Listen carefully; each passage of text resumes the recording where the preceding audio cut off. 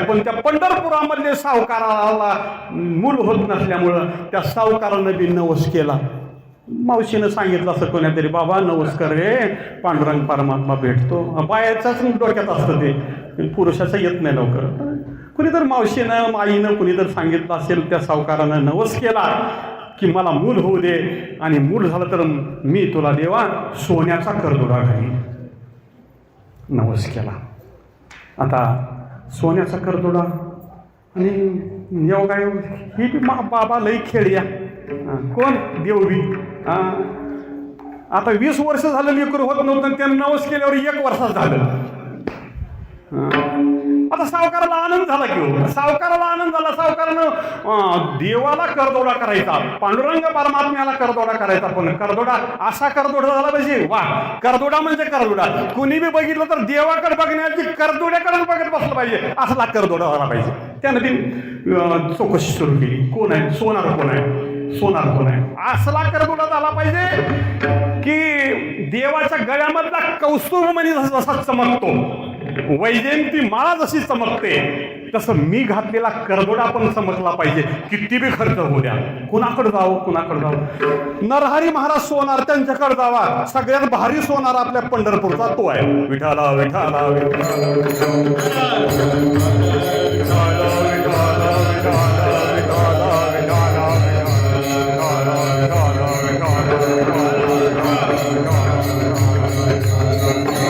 नवस त्यांच्याकडे गेला, त्यानं नवस सांगितला.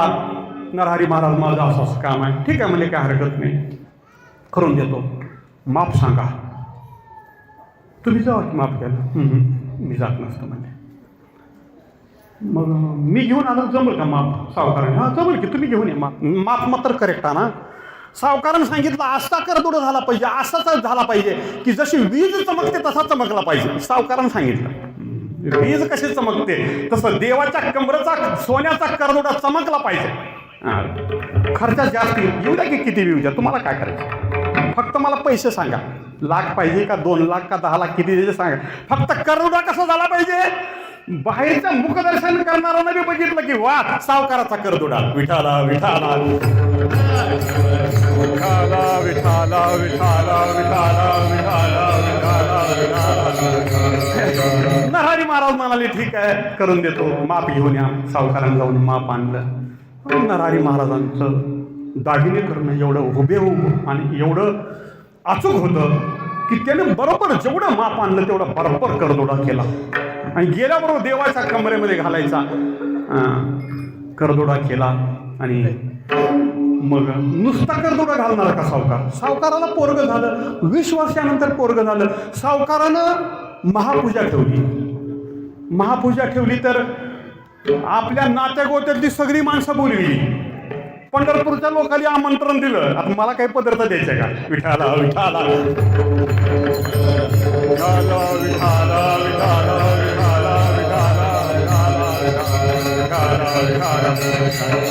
लोकच लोक जमा झाले त्या महाद्वाराच्या भोवती. एकादशी नसून एवढी मोठी गर्दी. काय एवढी काय गर्दी म्हणजे सावकाराला पोरगं झालं. सावकाराने देवाला सोन्याचा करदोडा केला. किती तोराचा केला तेव्हा लोक चर्चा करीत असतील. एवढ्याचा केला, तेवढ्याचा केला, चालू होती चर्चा. मग करदोडा काय गेल्या गेल्या घालतात का? नाही, आधी महापूजा केली. मग देवाला सगळ्या कपडे चढवले, देवाला मळवट भरला, अंगावर कस्तुरी चालले. आणि मग देवाला करदोडा घालण्यासाठी करदोडा केला की थोडा आकूड पाळला. 2च बोट आकूड पाळले, 2 बोट. आता सावकाराला घाम आला की एवढं सगळं गाव जमा झालेलं, सगळे नातेवाईक जमा झाले. सोयरेदारी म्हणाले तुम्हाला काही कळतं का नाही? शाने सुरती हा एवढं वय झालं, माप नीट घेवा का नाही तवाच? त्या बिचारानं आधीच माप घेतलं होतं बरोबर. देव खेळी आहे, त्याला का माहिती आहे? त्यानं म्हणलं बरं असू दे, काय असेल त्याचं आत्ता मी आणतो. तो गेला. आता त्याचं वजन होतं गावामध्ये. नरहरी महाराजाकडे ऐकलं, महाराज 2 बोट कमी पडायला आहे. 2 बोट नाही, मोगम नको, तुम्ही माप घेऊन या. करेक्ट माप आणा. पुन्हा परत गेला. पुन्हा किती फरक पडायला ते मोजलं, ते आपण मोजलं. पुन्हा नरहरी महाराजाकडे गेलं. नरहरी महाराज म्हणले आता बरोबर करून देतो, पण माप बरोबर आणलंय का? हां बरोबर आणले म्हणजे माप, त्याचं काय नाही. बरं महाराज पैसे पुन्हा देतो. फार तुम्हाला कोण पैसे मागाले सावकार? नरहरी महाराज काय म्हणतो, तुम्हाला कोण पैसे मागायला जाऊ दे, पुन्हा द्या की, काय हरकत नाही, पुन्हा देतो, ठीक आहे. मग ते बरोबर करदोडा तेवढा लांबवून दिला. सावकार घामाघूम झालेले तसेच गेले. सावकाराचा वरचीवर घाम वाढायला, सगळे नातेवाईक जमलेले, सगळे चाव चाव चाव करायला लागले. तुम्हाला काही कळतं का नाही, असं माप घेतात का, तसं माप घेतात का. पुन्हा आणला करदोडा लावला तर 2 बोट चार झाला. आता पहिलं 2 बोट कमी झालता म्हणून वाढविला, तर आता 2 बोट चार झाला. 2च बोट वाढविला तर 2 बोट चार झाला. कसं काय झाला हे तशी लीला आहे. ती असं सांगतात बघा, रामायणामध्ये एक कथा आहे. ते हनुमंतराचं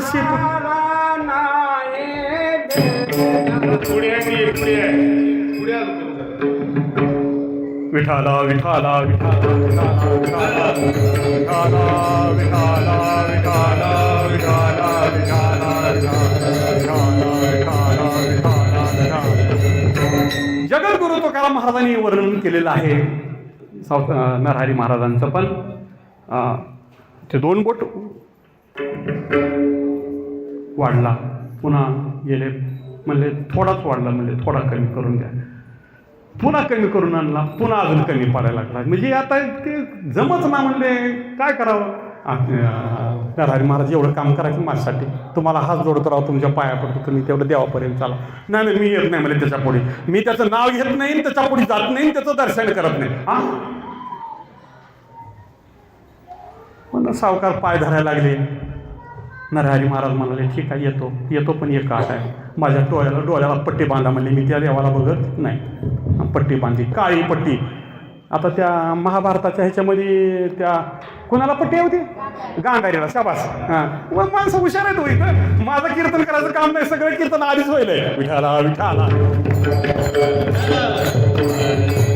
विठाला विठाला विठाला विठाला विठाला विठाला. माता वर्गाने परमार्थ जीवन ठेवला. तुम्हाला खरंच खरं बोलतो, गावोगावचं भजन कोण चालवत असलं तर हे माता वर्ग चालवतात. रोज हरिपाठ नियमानं करतात. पण नियमाचं भजन त्यांना तुम्ही कुठला बी अभंग विचारा, ज्ञानेश्वरीचं ओव्या विचारा, ते लगेच सांगतात विठाला विठाला विठाला. आणि मग काळी पट्टी बांधली. नरहरी महाराज गेले बाबा. आणि मग हातामध्ये टेप घेतला आणि ते करदोड्याचं माप तर आधीच त्यांना माहीत होतं किती केला करदोडा ते. आणि देवाचं माप घेण्यासाठी देवाला हात लावला आणि अशी मागून टेप घेऊन पुढं लावला की पुढं ती गळ्यामधली माळा होती ती त्याच्या हाताला लागली तर ती रुंड माळा होती.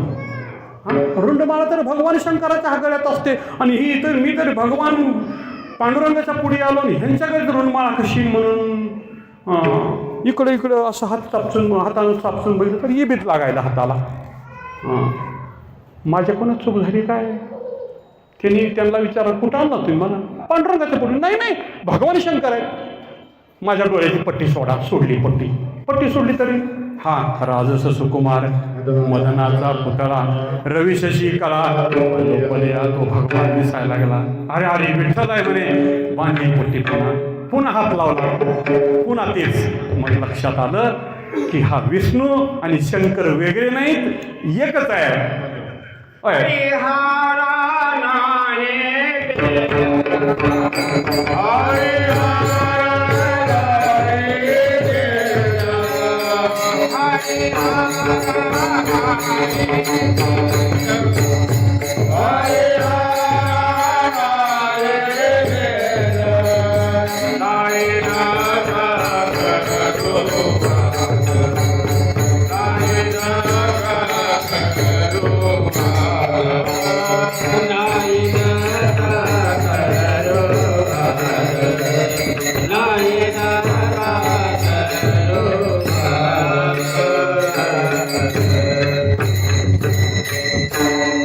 मग नरहरी महाराजांना साक्षात्कार झाला. कशाचा.